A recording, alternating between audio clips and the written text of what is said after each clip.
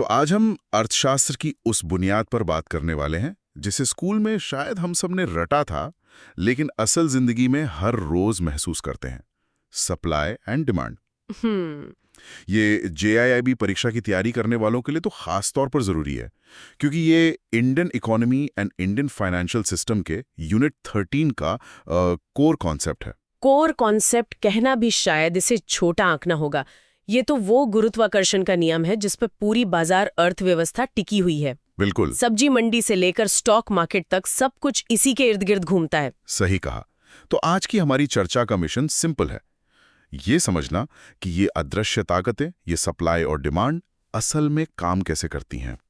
कीमतें कैसे तय होती हैं। हाँ, और क्यों कभी कभी टमाटर 250 रुपए किलो हो जाता है और कभी फ्लाइट टिकट पानी के भाव मिल जाती है। तो चलिए इसे खोलते हैं। सबसे पहले कहानी के पहले किरदार से मिलते हैं, डिमांड यानी मांग। डिमांड को समझने का सबसे आसान तरीका है अपने आप को एक खरीदार की जगह रखना। अच्छा। डिमांड का मतलब है कि अलग अलग कीमतों पर एक उपभोक्ता किसी चीज की कितनी मात्रा खरीदने को तैयार है और खरीद सकता है। जैसे चलिए सेब का उदाहरण लेते हैं। अगर एक पेटी 500 रुपए की है तो शायद हम एक पेटी खरीदें। हाँ। लेकिन अगर वही पेटी 100 रुपए की मिलने लगे तो हम शायद 4-5 पेटी उठा लेंगे। मतलब कीमत कम तो मांग ज्यादा। एग्जैक्टली। और इसी रिश्ते को जब हम ग्राफ पर दिखाते हैं तो उसे डिमांड कर्व कहते हैं। Demand curve. और ये कर्व हमेशा, आई रिपीट, हमेशा टॉप लेफ्ट से बॉटम राइट की तरफ जाता है। एक डाउनवर्ड स्लोप होता है। ये बस ये दिखाने का एक फैंसी तरीका है कि कीमत यानी प्राइस और मात्रा यानी क्वांटिटी में उल्टा रिश्ता है। ठीक है, ये तो समझ आ गया कि ऐसा होता है, पर क्यों होता है? मतलब हमारा दिमाग ऐसे काम क्यों करता है कि सस्ती चीज ज्यादा खरीदो? इसके पीछे की साइकोलॉजी क्या है? बहुत अच्छा सवाल है। इसके पीछे दो मुख्य प्रभाव काम करते हैं। पहला है सब्स्टिट्यूशन इफेक्ट यानी प्रतिस्थापन प्रभाव। Substitution effect. हाँ, मान लीजिए आपको कॉफी पीने की आदत है। अगर अचानक कॉफी की कीमत दोगुनी हो जाए तो आप क्या करेंगे? मैं शायद चाय पर स्विच कर जाऊंगा, या कम से कम दिन में 4 कॉफी की जगह 2 चाय और 2 कॉफी पीने लगूंगा। सिंपल। वही है सब्स्टिट्यूशन इफेक्ट। जब कोई चीज महंगी होती है तो हम उसका विकल्प ढूंढने लगते हैं। दूसरा प्रभाव थोड़ा ज्यादा गहरा है, उसे इनकम इफेक्ट यानी आय प्रभाव कहते हैं। अच्छा, सब्स्टिट्यूशन इफेक्ट तो समझ आया। मतलब चावल महंगा हुआ तो सब्जी ज्यादा खा ली। लेकिन जब पेट्रोल महंगा होता है तो मेरी जेब पर सीधा असर पड़ता है। मुझे लगता है मैं थोड़ा गरीब हो गया हूँ। क्या ये इनकम इफेक्ट है? आपने बिल्कुल सही नस पकड़ी है। वही है इनकम इफेक्ट। जब किसी एक जरूरी चीज की कीमत बढ़ती है तो आपकी खरीदने की शक्ति, जिसे हम रियल इनकम कहते हैं, वो कम हो जाती है। भले ही आपकी सैलरी उतनी ही हो, पर अब आप उसी पैसे से कम चीजें खरीद सकते हैं। सही। इसलिए आप पेट्रोल की खपत तो कम करते ही हैं, शायद बाहर खाना खाने पर भी थोड़ा कंट्रोल करने लगते हैं। और एक और चीज है जो शायद यहाँ काम करती है, law of diminishing marginal utility. ये सुनने में बहुत भारी भरकम लगता है, पर इसका कॉन्सेप्ट बहुत मजेदार है। यूटिलिटी का मतलब है संतुष्टि।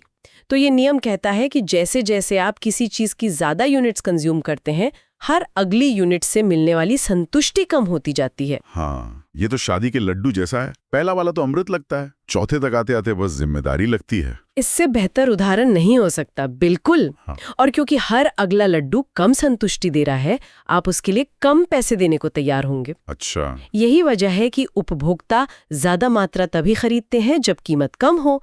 ये तीनों चीजें मिलकर डिमांड के नियम को मजबूत करती हैं। ओके, तो कीमत के घटने बढ़ने से हम डिमांड कर्व पर ऊपर नीचे जाते हैं, लेकिन क्या कुछ ऐसा भी है जो पूरे के पूरे कर्व को ही हिला दे?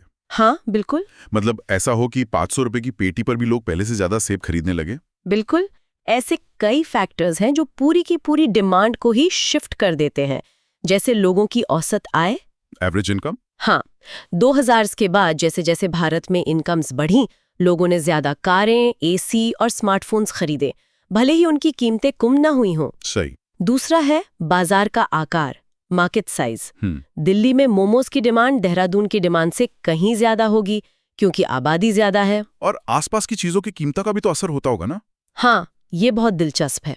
संबंधित वस्तुओं की कीमतें अगर पेट्रोल की कीमतें आसमान छूने लगें तो अचानक लोग इलेक्ट्रिक स्कूटर और छोटी फ्यूल एफिशिएंट कारों के बारे में सोचने लगते हैं। उनकी डिमांड बढ़ जाती है। उनकी डिमांड बढ़ जाती है। फिर है रुचि और प्राथमिकताएं, टेस्ट्स एंड प्रेफरेंसेस। आज से 10 साल पहले किसी ने सोचा भी नहीं था कि लोग क्विनोआ जैसी चीज के लिए इतने पैसे देंगे। सही बात है। हेल्थ कॉन्शियसनेस ने पूरे डिमांड कर्व को दाईं ओर शिफ्ट कर दिया। और आखिर में स्पेशल इन्फ्लुएंसेस, जैसे दिल्ली की सर्दियों में एयर प्यूरिफायर्स की मांग या दिवाली पर मिठाइयों की। और जब ये सब होता है तो इसे शिफ्ट इन डिमांड कहते हैं। ये समझना JAIB एस्पिरेंट्स के लिए जरूरी है कि मूवमेंट अलोंग द कर्व जो कीमत बदलने से होता है और शिफ्ट ऑफ द कर्व जो इन दूसरे फैक्टर्स से होता है, दोनों में फर्क है। करेक्ट। लेकिन एक सवाल मेरे मन में आ रहा है, क्या ये डिमांड का नियम कि कीमत बढ़ेगी तो मांग घटेगी हमेशा लागू होता है, या इसके कुछ ऐसे अपवाद भी हैं जहां सारे नियम फेल हो जाते हैं? अर्थशास्त्र में भी अपने ब्लैक होल्स हैं और इसके अपवाद बहुत फैसिनेटिंग हैं। पहला है वेबलिन गुड्स। वेबलिन गुड्स, ये वो लग्जरी आइटम्स हैं जिन्हें लोग उनकी कीमत की वजह से खरीदते हैं, कीमत के बावजूद नहीं। मतलब दिखावे के लिए। Status symbol. प्रिसाइसली। आपको याद है जब आईफोन भारत में पहली बार आया था, उसकी कीमत बहुत ज्यादा थी, लेकिन फिर भी उसे खरीदना एक स्टेटस सिंबल बन गया था। लोग किडनी बेचने वाले जोक्स बना रहे थे। बिल्कुल। वो एक क्लासिक वेबलिन गुड का उदाहरण है। कीमत जितनी ज्यादा, उसे रखने की चाहत उतनी ही ज्यादा। यहां डिमांड कर्व नीचे नहीं ऊपर की ओर जाता है। एक मिनट, ये तो बिल्कुल उल्टा है। और दूसरा अपवाद तो इससे भी ज्यादा अजीब है, गिफिन गुड्स। मतलब आलू महंगा हुआ तो लोग और ज्यादा आलू खरीदने लगे। ये बात हजम नहीं हो रही। ऐसा असल में कैसे हो सकता है? ये थोड़ा काउंटर इंट्यूटिव है, लेकिन होता है। गिफिन गुड्स बहुत ही निम्न स्तरीय जरूरी वस्तुएं होती हैं जिन पर एक गरीब परिवार अपनी आय का एक बड़ा हिस्सा खर्च करता है। अच्छा, सोचिए एक मजदूर परिवार है जो अपने 80% कैलोरीज सस्ते अनाज से और 20% महंगी चीजों जैसे सब्जी या दाल से लेता है। अब अगर उस सस्ते अनाज की कीमत बढ़ जाए तो उस परिवार की खरीदने की शक्ति बहुत घट जाएगी। इतनी ज्यादा घट जाती है कि वो सब्जी या दाल अफोर्ड ही नहीं कर सकता। ओह, तो अब अपनी कैलोरी की जरूरत पूरी करने के लिए उनके पास उस महंगे हो चुके सस्ते अनाज को और ज्यादा खरीदने के अलावा कोई चारा नहीं बचता। एग्जैक्टली, ये एक तरह की मजबूरी है। इनकम इफेक्ट इतना ज्यादा पावरफुल होता है कि वो सब्स्टिट्यूशन इफेक्ट को पूरी तरह से खत्म कर देता है। गजब। और तीसरा अपवाद तो सीधा है, नेसेसरी गुड्स, जैसे जीवन बचाने वाली दवाइयां। कीमत कितनी भी बढ़ जाए, लोग उन्हें खरीदेंगे ही। ठीक है, तो हमने ये समझ लिया कि खरीदारों के दिमाग में क्या चलता है, लेकिन ये तो कहानी का सिर्फ एक हिस्सा है। आखिर बाजार में सेब बेचने वाला किसान क्या सोच रहा है? बिल्कुल। किन बातों से वो तय करता है कि उसे कितने सेब उगाने और बेचने हैं? बहुत ही स्वाभाविक ट्रांजिशन है। अब हम आते हैं कहानी के दूसरे किरदार पर, सप्लाई यानी आपूर्ति। सप्लाई ये बताती है कि अलग अलग कीमतों पर एक उत्पादक या विक्रेता किसी चीज की कितनी मात्रा बेचने को तैयार है। और यहाँ रिश्ता सीधा है। कीमत ज्यादा तो सप्लाई भी ज्यादा, क्योंकि ज्यादा कीमत पर उसे ज्यादा मुनाफा मिलेगा। Simple logic. अगर सेब की पेटी 100 रुपए में बिक रही है तो किसान सोचेगा कि इसे मंडी तक ले जाने का खर्चा भी नहीं निकलेगा। सही। लेकिन अगर 500 रुपए मिल रहे हैं तो वो अपने बगीचे का एक एक सेब बेच देना चाहेगा। बिल्कुल। और इसलिए सप्लाई कर्व नीचे से ऊपर की ओर यानी बॉटम लेफ्ट से टॉप राइट की तरफ जाता है, अपवर्ड स्लोप। ठीक है। अब यहाँ भी सवाल उठता है कि कीमत के अलावा और कौन से फैक्टर्स हैं जो सप्लाई को प्रभावित करते हैं। मुझे लगता है सबसे बड़ा फैक्टर तो लागत यानी कॉस्ट ऑफ प्रोडक्शन होगा। Spot on. उत्पादन की लागत सबसे बड़ा ड्राइवर है। अगर डीजल, खाद या मजदूरी महंगी हो जाए तो किसान का मुनाफा कम हो जाएगा और वो शायद कम सेब उगाएगा। यानी सप्लाई कर्व बाईं ओर खिसक जाएगा। हाँ। दूसरा बड़ा फैक्टर है तकनीकी प्रगति, टेक्नोलॉजिकल एडवांसेस। नए बीज, बेहतर ट्रैक्टर्स या ड्रिप इरिगेशन जैसी तकनीकें लागत कम करती हैं और पैदावार बढ़ाती हैं, जिससे सप्लाई बढ़ती है। यहाँ भी रिलेटेड गुड्स का चक्कर होगा। जरूर। संबंधित वस्तुओं की कीमतें। अगर किसान देखता है कि सेब से ज्यादा दाम संतरे के मिल रहे हैं तो वो अगले साल सेब के पेड़ काटकर संतरे के लगा सकता है। बिल्कुल। इससे सेब की सप्लाई कम हो जाएगी। फिर आती हैं सरकारी नीतियां।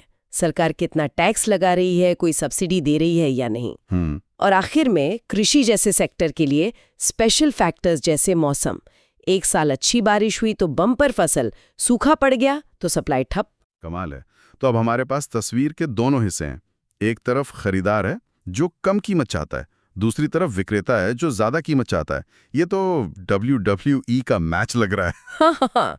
बाजार में ये दोनों लड़ते कैसे हैं और विजेता कौन होता है? और यही इस कहानी का क्लाइमैक्स आता है, मार्केट इक्विलिब्रियम, यानी बाजार संतुलन। इक्विलिब्रियम ये वो जादुई बिंदु है जहां डिमांड कर्व और सप्लाई कर्व एक दूसरे को काटते हैं।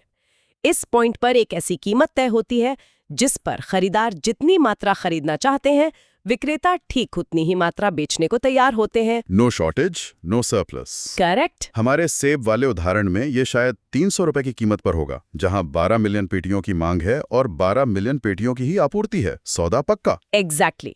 और इसी संतुलन को समझना RBI जैसी संस्थाओं के लिए बहुत जरूरी होता है।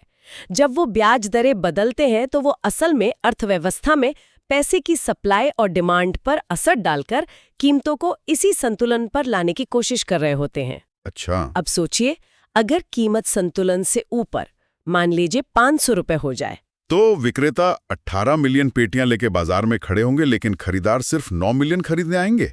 बाजार में सेबों का पहाड़ लग जाएगा। इसे अधिशेष या सरप्लस कहेंगे। और इस सरप्लस से बचने के लिए विक्रेताओं को कीमतें घटानी पड़ेंगी। और अगर कीमत संतुलन से नीचे 200 रुपए हो, तब खरीदार 15 मिलियन पेटियां लेने पहुंच जाएंगे, लेकिन किसानों के पास बेचने के लिए सिर्फ 7 मिलियन होंगी। बाजार में मारामारी मच जाएगी, शॉर्टेज हो जाएगी। हाँ, और लोग ज्यादा कीमत देकर भी सेब खरीदने को तैयार होंगे। तो ये बाजार के अदृश्य ताकतें, ये इनविजिबल हैंड, कीमतों को वापस उस संतुलन बिंदु की ओर धकेलती हैं। इसीलिए इस कीमत को मार्केट क्लियरिंग प्राइस भी कहते हैं, क्योंकि इस पर बाजार साफ हो जाता है। बिल्कुल। लेकिन असल दुनिया तो इतनी शांत नहीं होती। ये संतुलन तो रोज बदलता होगा। जैसे पिछले साल का टमाटर संकट, वो क्या था? वो इस सिद्धांत का एक टेक्स्ट बुक एग्जाम्पल था। हुआ ये कि बेमौसम बारिश और फसल में बीमारी की वजह से टमाटर की सप्लाई चेन बुरी तरह टूट गई। पैदावार घट गई। हाँ, टमाटर की पैदावार घट गई। इसका मतलब टमाटर की सप्लाई कम हो गई, तो सप्लाई कर्व बाईं ओर यानी लेफ्ट की तरफ खिसक गया। बिल्कुल। अब लोगों को टमाटर तो तब भी उतना ही चाहिए था, डिमांड अपनी जगह पर थी, लेकिन बाजार में टमाटर था नहीं। तो शॉर्टेज हुई। नतीजा, शॉर्टेज हुई और कीमतें रातों रात 200-250 रुपए किलो तक पहुंच गईं। नया संतुलन एक बहुत ऊंची कीमत और बहुत कम मात्रा पर बना। सही। वो सप्लाई कर्व का बाईं ओर खिसकने का एक लाइव उदाहरण था जो हम सब ने महसूस किया। बिल्कुल। और अगर इसका उल्टा सोचें, मान लीजिए लोगों की इनकम अचानक बढ़ जाए और वो पहले से ज्यादा SUVs खरीदना चाहें, तब डिमांड कर्व दाईं ओर यानी राइट की तरफ खिसक जाएगा। सप्लाई तो उतनी है, लेकिन खरीदार ज्यादा हैं। फिर से शॉर्टेज। इससे भी शॉर्टेज पैदा होगी जो कीमतों को ऊपर धकेलेगी। नया संतुलन ज्यादा कीमत और ज्यादा बिकने वाली SUVs की मात्रा पर बनेगा। तो आज की इस गहरी बातचीत का सार यही है कि मांग का नियम, आपूर्ति का नियम, और कैसे ये दोनों ताकतें मिलकर बाजार में संतुलन बनाती हैं, यही किसी भी अर्थव्यवस्था का DNA है। और ये कोई स्थिर तस्वीर नहीं है, ये एक डायनामिक प्रोसेस है। आय, तकनीक, सरकारी नीतियां और मौसम जैसे बाहरी कारक लगातार इस संतुलन को हिलाते रहते हैं। इन बदलावों को समझना और अनुमान लगाना ही आर्थिक विश्लेषण का असली काम है। बिल्कुल। आज की चर्चा से एक विचार जो मेरे मन में अटक गया है वो ये है, उबर, ज़ोमैटो या अमेज़न जैसे डिजिटल बाजारों के युग में क्या सप्लाई और डिमांड के ये पारंपरिक नियम अभी भी वैसे ही काम करते हैं? बहुत अच्छा सवाल है। या फिर एल्गोरिदम्स, सर्ज प्राइसिंग और यूजर डेटा ने इस संतुलन के खेल को हमेशा के लिए बदल दिया है? इस पर सोचिएगा।